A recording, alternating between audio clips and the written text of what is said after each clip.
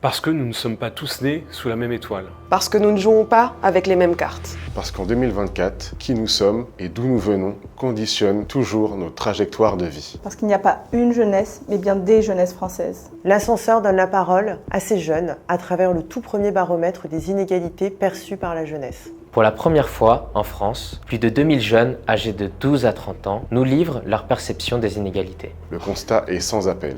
7 jeunes sur 10 trouvent que la société française est injuste. Cette injustice est structurelle. Elle recouvre tous les pans de notre vie. Alors que chaque élève doit être accompagné dans son orientation, nous sommes 37%, enfants de catégorie professionnelle populaire, à considérer ne pas avoir reçu les bonnes informations pour s'orienter correctement.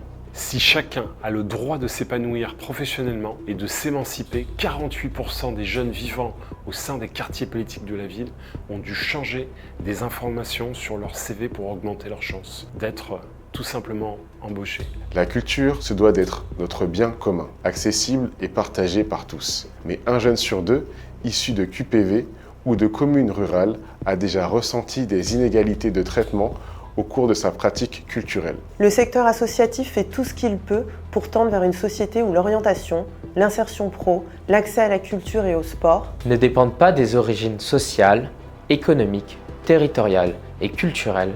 C'est à nous toutes et tous de réparer ces failles pour tenir la promesse républicaine d'égalité des chances. Alors, face aux inégalités, on résiste, on agit, on passe à l'action. Et ce baromètre montre que 4 jeunes sur 5 se sentent légitimes à s'engager. Le gouvernement actuel et ceux de demain doivent garantir une société plus juste qui permet à chacune et chacun de disposer des mêmes opportunités. L'égalité des chances doit intégrer l'ensemble des programmes politiques et devenir une priorité. Ce changement de paradigme, s'il est réellement suivi d'effets concrets, sera le meilleur moyen de retrouver une cohésion sociale et de favoriser une représentation politique diverse. Pour changer la donne, écoutez, rencontrez et agissez avec ceux qui s'engagent au quotidien, sur le terrain, en faveur de notre jeunesse. Les associations d'intérêt général. Pour relancer l'ascenseur social et pour que les choses changent, chacun doit prendre sa part. La société tout entière est concernée. Alors entreprises, institutions, pouvoirs publics, bénévoles et citoyens,